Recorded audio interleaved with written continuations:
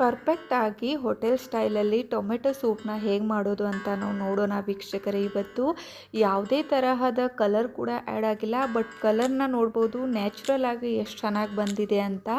So ಹಾಗಿದ್ರೆ ತಡ ಯಾಕೆ, ನಾವು ಇವತ್ತು ಟೊಮೆಟೊ ಸೂಪ್ನ ನ್ಯಾಚುರಲ್ ಆಗಿ ಹೋಮ್ ಮೇಡ್ ಆಗಿ ಹೇಗೆ ಮಾಡೋದು ಅಂತ ನೋಡ್ಕೊಂಬರೋಣ.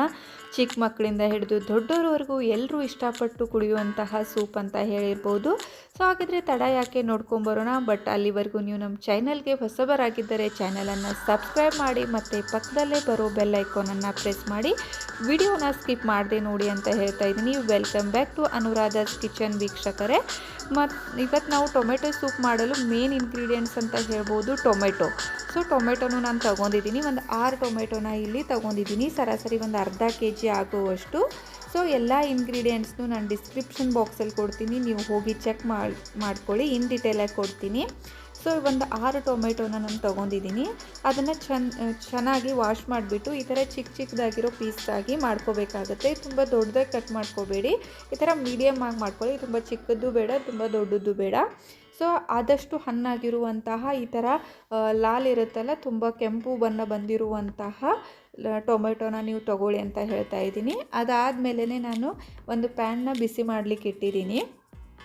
ಸೊ ಸ್ವಲ್ಪ ಪ್ಯಾನ್ ಬಿಸಿ ಆಗೋವರೆಗೂ ವೇಟ್ ಮಾಡಿಬಿಟ್ಟು ಅದಕ್ಕೆ ಬೆಣ್ಣೆನ ಸೇರಿಸ್ತಾ ಇದ್ದೀನಿ. ಒಂದು 4ರಿಂದ 5 ಟೀ ಸ್ಪೂನ್ ಆಗುವಷ್ಟು ಬೆಣ್ಣೆನೂ ಕೂಡ ಸೇರಿಸ್ತಾ ಇದ್ದೀನಿ. ನೀವು ನೋಡ್ತಿರ್ಬೋದು, ನೀವು ಹೆಚ್ಚು ಕಡಿಮೆ ಮಾಡ್ಕೊಳ್ಳಿ, ಪರವಾಗಿಲ್ಲ. ಬಟ್ ಬೆಣ್ಣೆ ಹಾಕೋದ್ರಿಂದ ಟೇಸ್ಟ್ ತುಂಬ ಚೆನ್ನಾಗಿರುತ್ತೆ ಅಂತ ಹೇಳ್ಬೋದು, ಮತ್ತು ಫ್ಲೇವರ್ ಕೂಡ ತುಂಬ ಚೆನ್ನಾಗಿರುತ್ತೆ. ಸೊ ಬೆಣ್ಣೆ ಒಂದ್ಸಲ ಈ ಥರ ಮೆಲ್ಟ್ ಆದಮೇಲೆ, ಕರಗಿದ ಮೇಲೆ ಇದಕ್ಕೆ ನಾವು ಕಟ್ ಮಾಡಿ ಇಟ್ಕೊಂಡಿರುವಂತಹ ಟೊಮೆಟೊನೂ ಕೂಡ ಸೇರಿಸಬೇಕಾಗುತ್ತೆ. ಸೊ ನಾನು ಇದನ್ನು ಹೋಮ್ ಮೇಡ್ ಮಾಡ್ಕೊತಿದ್ದೀನಿ. ಸೊ ಬೆಣ್ಣೆನೂ ಕೂಡ ಮನೆಯಲ್ಲೇ ಮಾಡಿದ್ದೀನಿ. ನೀವು ಬೇಕೆಂದರೆ ಹೋಟೆಲಲ್ಲ, ಅಂಗಡಿಯಿಂದ ಕೂಡ ಬೆಣ್ಣೆನ ತೊಗೊಂಬಂದು ಯೂಸ್ ಮಾಡ್ಕೋಬೋದು ಅಂತ ಹೇಳ್ತಾ ಇದ್ದೀನಿ. ಸೊ ನೋಡ್ತಿದ್ದೀರಲ್ಲ, ಕಲರ್ ಕೂಡ ಎಷ್ಟು ಚೆನ್ನಾಗಿ ಬಂದಿದೆ ಅಂತ. ಇದನ್ನು ಒಂದ್ಸಲ ಚೆನ್ನಾಗಿ ಮಿಕ್ಸ್ ಮಾಡ್ಕೋಬೇಕಾಗುತ್ತೆ. ಬೆಣ್ಣೆ ಮತ್ತು ಟೊಮೆಟೊನ ಒಂದ್ಸಲ ಚೆನ್ನಾಗಿ ಮಿಕ್ಸ್ ಮಾಡಿಕೊಂಡು ಮುಚ್ಚಿಬಿಟ್ಟು ಒಂದು 5 ನಿಮಿಷದವರೆಗೂ ಇದನ್ನು ಚೆನ್ನಾಗಿ ಬಾಯ್ಲ್ ಮಾಡ್ಕೋಬೇಕಾಗುತ್ತೆ, ಕುದಿಸ್ಕೋಬೇಕಾಗುತ್ತೆ. ಒಂದು 5 ನಿಮಿಷ ಆದಮೇಲೆ ನಾನು ನಿಮಗೆ ತೋರಿಸ್ತಾ ಇದ್ದೀನಿ. ಫಸ್ಟಿಗೆ ನಾನು ನೀರದು ಏನು ಹಾಕ್ಲಿಕ್ಕೆ ಹೋಗಿಲ್ಲ, ಜಸ್ಟ್ ಟೊಮೆಟೊ ಮತ್ತು ಬೆಣ್ಣೆನ ಹಾಕಿಬಿಟ್ಟು ಒಂದು 5 ನಿಮಿಷದವರೆಗೂ ಚೆನ್ನಾಗಿ ಕುದಿಸ್ಕೊಂಡಿದ್ದೀನಿ. ಅದಾದಮೇಲೆ ಮುಚ್ಚಿಬಿಟ್ಟಿಟ್ಟು ಒಂದು 5 ನಿಮಿಷ ಆದಮೇಲೆ ತೆಗೆದು ತೋರಿಸ್ತಾ ಇದ್ದೀನಿ. ಎಷ್ಟು ಚೆನ್ನಾಗಿ ಸಾಫ್ಟ್ ಆಗಿದೆ ಅಂತ ಹೇಳ್ಬೋದು ಟೊಮೆಟೊ ಕೂಡ. ಸೊ ಅದಕ್ಕೆ ನಾನು ಇವಾಗ ಸಕ್ಕರೆನೂ ಕೂಡ ಸೇರಿಸ್ತಾ ಇದ್ದೀನಿ.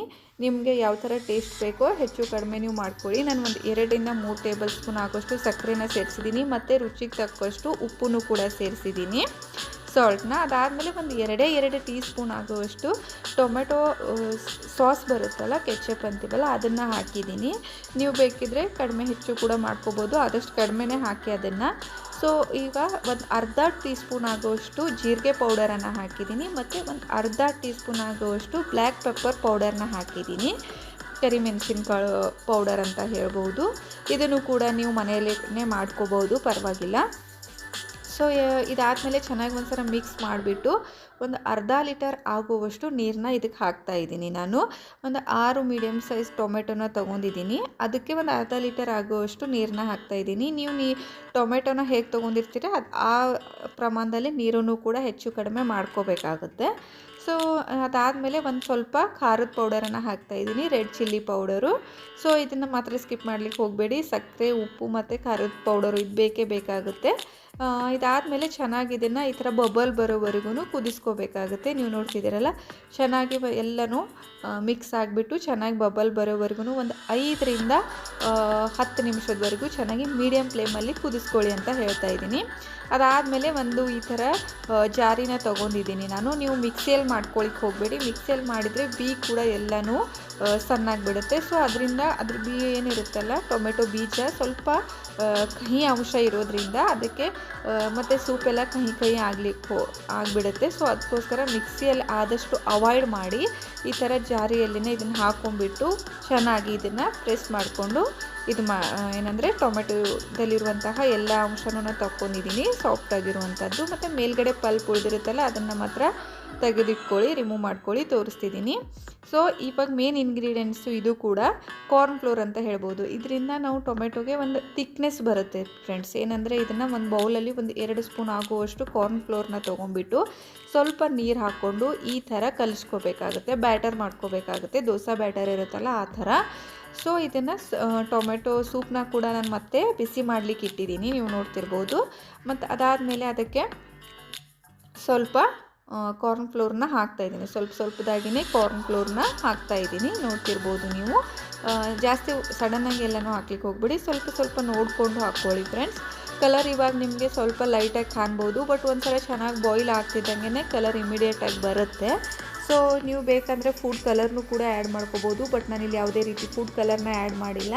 ಒಂದ್ಸಲ ಕಾರ್ನ್ ಫ್ಲೋರ್ನ ಹಾಕಿ ಚೆನ್ನಾಗಿ ಮಿಕ್ಸ್ ಮಾಡ್ಕೊಂಡ್ಮೇಲೆ ಮತ್ತೆ ಒಂದು 2-3 ನಿಮಿಷದವರೆಗೂ ಚೆನ್ನಾಗಿ ಕುದಿಸ್ಕೊತಾ ಇದ್ದೀನಿ, ನೋಡ್ತಿದ್ದೀರಲ್ಲ.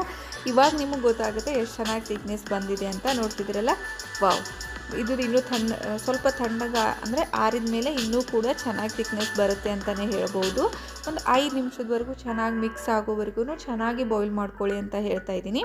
ಸೊ ಇವಾಗ ರೆಡಿ ಆಗಿದೆ, ನಾನು ಚೆನ್ನಾಗಿ ಬಾಯ್ಲ್ ಮಾಡ್ಕೊಂಡಿದ್ದೀನಿ. ಮತ್ತು ಇವಾಗ ಇದನ್ನು ಪ್ಲೇಟಿಗೆ ಕೂಡ ಸರ್ವ್ ಮಾಡ್ತಾಯಿದ್ದೀನಿ, ಒಂದು ಬೌಲಿಗೆ ಹಾಕಿಬಿಟ್ಟು. ಸೊ ನೋಡ್ತಿರ್ಬೋದು ಎಷ್ಟು ಬಿಸಿಯಾಗಿ ಎಷ್ಟು ಚೆನ್ನಾಗಿ ಕಾಣ್ತಾ ಇದೆ ಅಂತ. ಸ್ವಲ್ಪ ಮೇಲ್ಗಡೆ ಗಾರ್ನಿಷಿಂಗ್ ಅಂತ ಕೊತ್ತಂಬರಿ ಸೊಪ್ಪನ್ನ ಇಡ್ತಾಯಿದ್ದೀನಿ. ನೀವು ಇದಕ್ಕೆ ಬೇಕಂದರೆ ಬ್ರೆಡ್ ಇರುತ್ತಲ್ಲ, ನಾರ್ಮಲ್ ಬ್ರೆಡ್ನ ಫ್ರೈ ಮಾಡ್ಕೊಂಡು ಕೂಡ ಸ್ವಲ್ಪ ಚಿಕ್ಕದಾಗಿ ಸ್ಕ್ವೇರ್ ಪೀಸಲ್ಲಿ ಕೂಡ ಹಾಕ್ಬೋದು. ಸೊ ನಕ್ಕಿ ಟ್ರೈ ಮಾಡಿ ನೋಡಿ ಅಂತ ಹೇಳ್ತಾ ಇದ್ದೀನಿ.